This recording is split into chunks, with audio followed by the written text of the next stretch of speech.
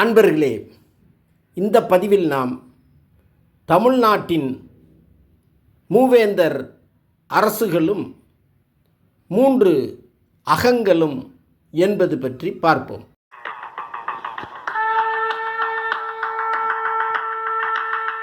அண்டம் பிண்டம் நிறைந்து நின்ற ஆதிநாதனே போற்றி, அகண்ட பரிபூரணத்தின் ஆதி சாத்தனே போற்றி. இவ்வுலகில் கிரேக்க நாடும் ரோம் நாடும் சீன நாடும் மிகவும் பழமையான நாடுகள். இம்3 நாடுகளில் சீன நாடு மிகவும் பழமையானது. அதை போன்றதொரு மிக பழமையான நாடுதான் நம் தமிழ்நாடு.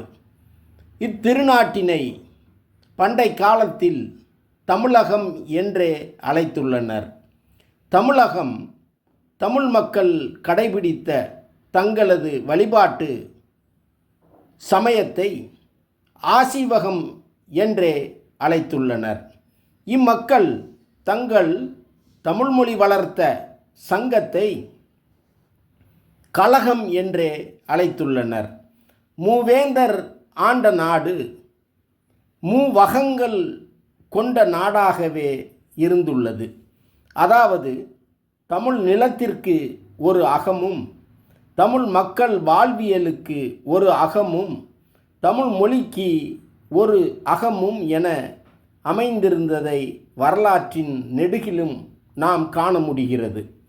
தமிழகம் ஆசீவகம் என்றெல்லாம் பெயர் வழங்கியதை தமிழ்கழக சங்க இலக்கியங்களிலும் அதன் பின் தோன்றிய பெருங்காப்பியங்களிலும் நாம் காண முடிகிறது. வையக வரைப்பில் தமிழகம் கேட்ப என்று புறநானூற்று பாடல் குறிப்பிடுகிறது. 18 எனும் கழக சங்க நூல் இமிழ் கடல் வேலி தமிழகம் விளங்க என்று கூறுகிறது. நெஞ்சையள்ளும் பெரும் காப்பியமான சிலப்பதிகாரம் இமிழ்கடல் வரைப்பில் தமிழகம் அறிய என்று செப்புகிறது. மேலும் கண்ணகியின் தந்தை மாநாயகன் ஆசீவகம் சமயத்திற்கு தானந்தந்து துறவு பூண்டதையும் கூறுகிறது. தமிழ் அன்னையின் அணியாக விளங்கும் மணிமேகலையும் சம்பு தீவினுள் தமிழக மருங்கில் என்று சாற்றுகிறது.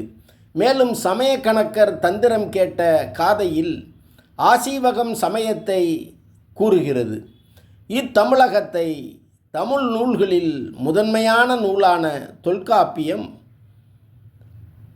வடவேங்கடம் தென்குமரி ஆயிடை தமிழ் கூறும் நல்லுலகம் என்று பாராட்டுகிறது. நல்லுலகம் என்று தொல்காப்பிய பாயிரத்தால் பாராட்டப்பட்டுள்ள தமிழகம் பண்டை காலத்தில் பாண்டிய, சேர, சோழ மண்டலங்கள் என முப்பெரும் பிரிவுகளாக இருந்து வந்துள்ளது. பாண்டிய மண்டலம் பாண்டிய அரசர்களாலும், சேர மண்டலம் சேர மன்னர்களாலும், சோழ மண்டலம் சோழ வேந்தர்களாலும் ஆளப்பட்டு வந்துள்ளன. இம்3 மண்டலங்களும் மிகவும் பழமை வாய்ந்தவை. சோழ மண்டலத்தின் ஒரு பகுதியாக இருந்ததுதான் தொண்டை மண்டலம். பாண்டிய, சேர, சோழ மண்டலங்கள் பாண்டிய, சேர, சோழ நாடுகள் எனவும் பண்டைய இலக்கியங்களில் குறிப்பிடப்பட்டுள்ளதை காண முடிகிறது. வால்மீகி இராமாயணமும் பாண்டிய அரசர்களது தலைநகர் பொன்னாலும் முத்தாலும் அலங்கரிக்க பெற்றிருந்ததாக குறிப்பிடுகிறது. மகாபாரதத்தை இயற்றிய வியாசரும் பாண்டவர்களில் ஒருவரான அர்ஜுனன் பாண்டியர் குலமகளை மணந்ததாக கூறியுள்ளார்.